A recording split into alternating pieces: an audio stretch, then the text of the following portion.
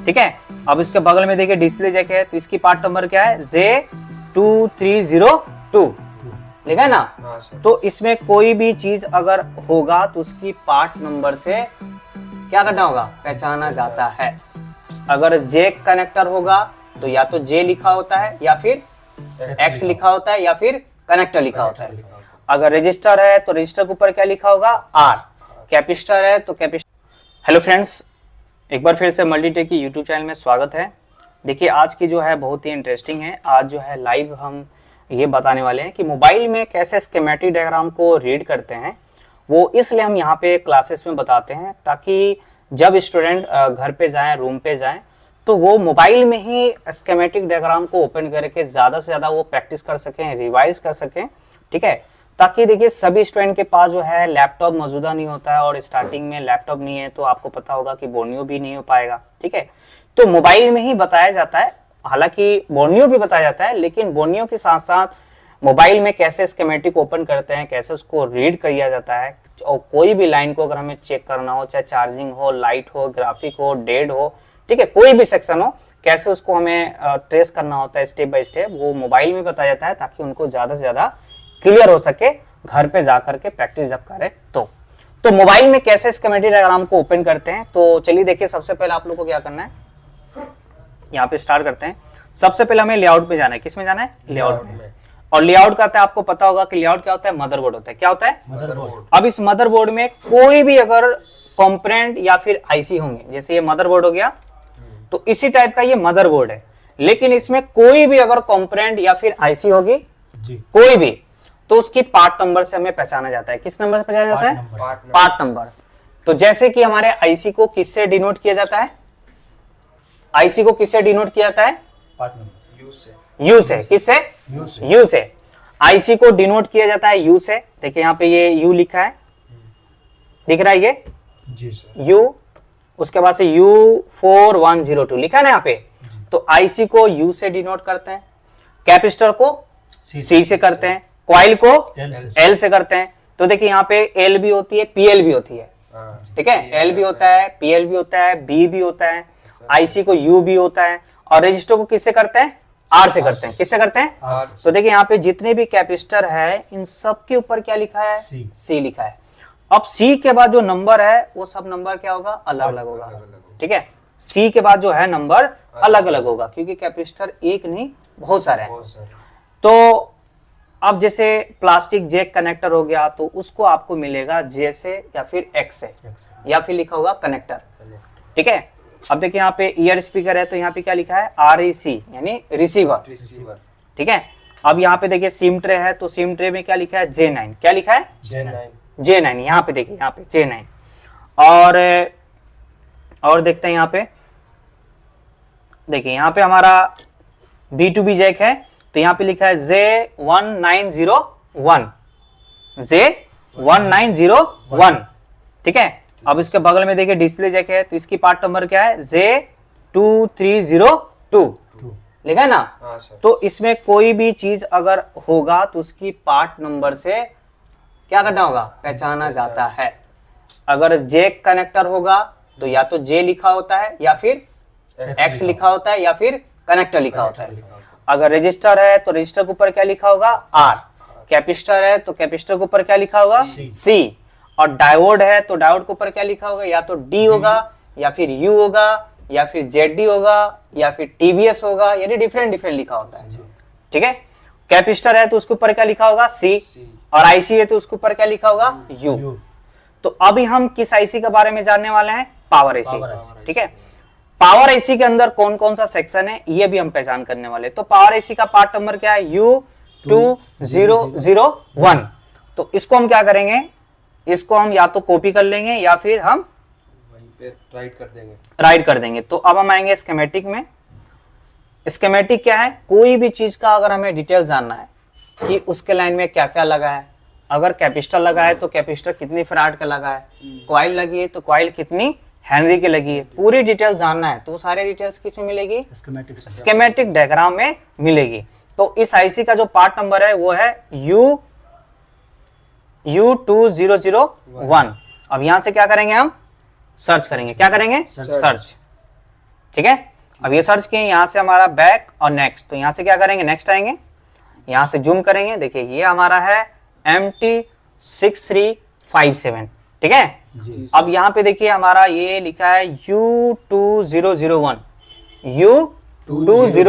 और लास्ट में क्या लिखा है, बी, यानी बी सेक्शन है। क्या है, अब आईसी की बहुत सारे बॉल हैं, तो बहुत सारे बॉल में क्या कर दिया गया है कि यहाँ पे अलग अलग कर दिया गया है ना, ए बी सी, जैसे ए में हमारा कुछ और मिल जाएगा, बी में कुछ और मिलेगा, सी में कुछ और मिलेगा। तो अभी बी में क्या मिल रहा है, एलडीओ सेक्शन, बताया गया था एलडीओ सेक्शन। अब ये जो हमारा राइट साइड का है, यह आउटपुट है। क्या है, आउटपुट है, क्योंकि एलडीओ सेक्शन में हर एलडीओ लाइन में एक एक कैपेसिटर ज्यादातर दिखने को मिलेगा, ठीक है। और इधर जो है ये आपका इनपुट है। क्या है, इनपुट। अब इनपुट में क्या क्या हो रही है, तो VS1 बताया गया था, मीडियाटेक के फोन में अगर VS1 है तो 2 वोल्ट, ठीक है, VS2 है तो 1.3 यानी LLDO की सप्लाई, और उसके बाद से VSYS मतलब VPH। तो 3 तरह का सप्लाई क्या हो रही है, इनपुट हो रही है ना।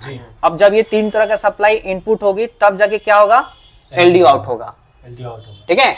1.3 2 वोल्ट और 3 वही VPH वोल्टेज। तो अब यहाँ पे फिर से रिपीट कर देता हूँ, VS1 है तो 2 वोल्ट, VS2 लिखा है तो 1.3। कोई भी मीडियाटेक का फोन उठाएंगे, अगर VS1 लिखा है तो 2 वोल्ट की सप्लाई है, ठीक है। VS2 लिखा है तो 1.3 का है, और ये VSYS है तो इसका मतलब VPH। तो इधर आपके क्या हो रही है, इनपुट हो रही है ना, और इस साइड क्या हो रही है, आउटपुट। अब ये सारे आउटपुट में कोई कैमरे के लिए है, कोई आपका MMC के लिए है, कोई सिम के लिए है, कोई वाइब्रेटर के लिए है ना, अलग अलग वोल्टेज आ रही है, समझ गए ना, अलग अलग तरीके से वोल्टेज आउट होकर के जा रही है। अब हम नेक्स्ट करते हैं, यानी U2001 के बाद और क्या है, नेक्स्ट करते हैं। तो यहां से हम फिर से आ जाएंगे फाइंड में, ठीक है, यहां से आएंगे नेक्स्ट। अब आया सी में, किस में आया, सी दिख रहा है आप लोग को, सी। तो सी सेक्शन में यहाँ पे क्या दे रहा है, कंट्रोल दे रहा है। क्या दे रहा है, कंट्रोल का है, RTC यानी रियल टाइम क्लॉक है, ठीक है, ऑसिलेटर है, चार्जिंग का है, इंटरमीडिएट फ्रीक्वेंसी यानी मीडियाटेक के फोन में कुछ लाइन हमारा मेन पावर एक्सिस पे क्या होता है, कनेक्टिविटी होती है। जैसे यहाँ पे देखिए लिखा है I sense, bat sense, bat on, VCTT, charge LDO। तो ये तो जब चार्जिंग सेक्शन आएगा इसमें मीडियाटेक का तो बताएंगे कैसे होती है, ठीक है। और यानी हमारा सी सेक्शन क्या है, कंट्रोल आया। क्या आया, कंट्रोल। अब हम फिर से नेक्स्ट करेंगे,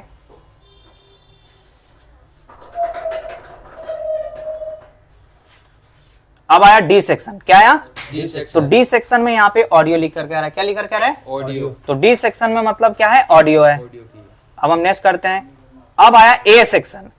तो ए सेक्शन में क्या है, बक सप्लाई। क्या है, बक सप्लाई, क्योंकि यहाँ पे लिखा है वी बक कंट्रोल, CTRL लिख के आ रहा है। तो अब अगर इधर की तरफ कॉइल नजर आ रही है, ये किसकी सिंबल है, कॉइल का सिंबल है। तो इस तरफ हमारे है कॉइल, तो इसका मतलब क्या हुआ, आउटपुट। और जब इधर आउटपुट है तो फिर इधर क्या होगा, इनपुट। तो सारे बक सप्लाई को आउट कराने के लिए, जैसे मॉडेम सप्लाई, बक सप्लाई, कोर की सप्लाई, VS1 सप्लाई, उन सभी सप्लाई तभी निकल पाएगी जब आपका उसके लिए VPH इनपुट होगी। क्या इनपुट होगी, तो देखिए यही VPH है और यही VPH हमारा कट मार करके सब में जा रही है, ठीक है। इसके SMPS के लिए जा रही है, VP रॉक के लिए VPH इनपुट हो रही है। यही VPH की सप्लाई, देखिए यही VPH की सप्लाई आपकी कोर के लिए हो रही है। यानी जब ये VPH इनपुट होगी कितने नंबर वोल्ट पे, A8, B8, C8, CA9, B9, जब ये VPH इनपुट होगी तब जाके क्या होगी, आउटपुट होगी। कौन सी, कोर की सप्लाई। तो ये जो C9, B9 है ये ग्राउंड है। क्या है, ग्राउंड है। तो ये सारे VPH सप्लाई हर एक सप्लाई के लिए इनपुट हो रही है, जैसे कोर के लिए अलग, मॉडेम के लिए अलग, बक के लिए अलग और 2 वोल्ट के लिए अलग। तो जब ये इनपुट होती है तब जाके क्या होती है, यहाँ से आउट होती है, ठीक है। अब आपको ये देखना है कि अब जैसे ये कोर की सप्लाई है, बक सप्लाई है, अब ये जा कहाँ आ रही है, कॉइल से होकर के, ठीक है। तो आगे के देखने के लिए हमें जो लास्ट में जो लिखा है ये, फिर से हम आएंगे इसमें, ये जो आगे के जो है लिखा हुआ है लैंग्वेज, कौन सी, ये DVDD, DVFS। तो लास्ट में जो लैंग्वेज लिखा होता है, अगर हमें जानना है इसके आगे कहां जा रही है, ये तो कॉइल दिख गई, क्या यहाँ पे CPU नजर आ रही है? नहीं आ रही है। तो अब इसके आगे जा कहां रही है, तो उसके लिए हमें क्या करना होता है, इसको कॉपी करना होता है, या आप लोगों को घर पे जाकर क्या करना है, प्रैक्टिस करनी है।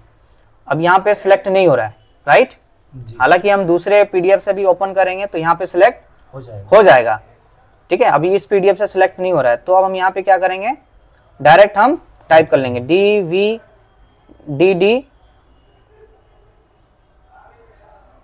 ठीक है।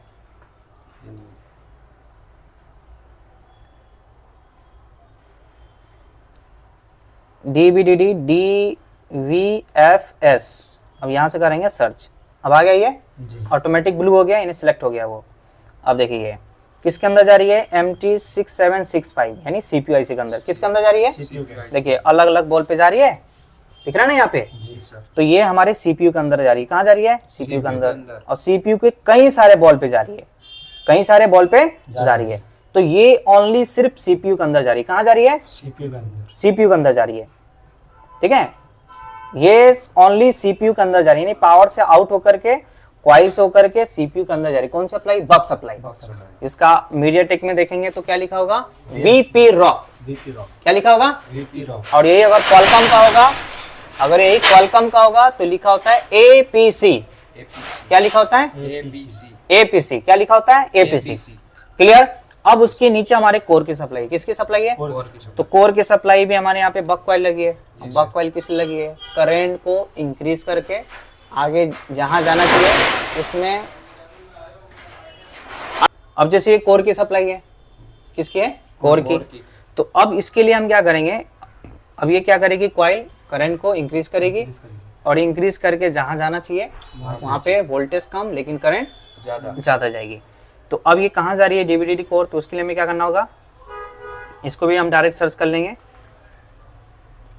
DVDD। हालांकि ये सिलेक्ट हो जाएगा दूसरे PDF से, तो फिर हम यहाँ पे करेंगे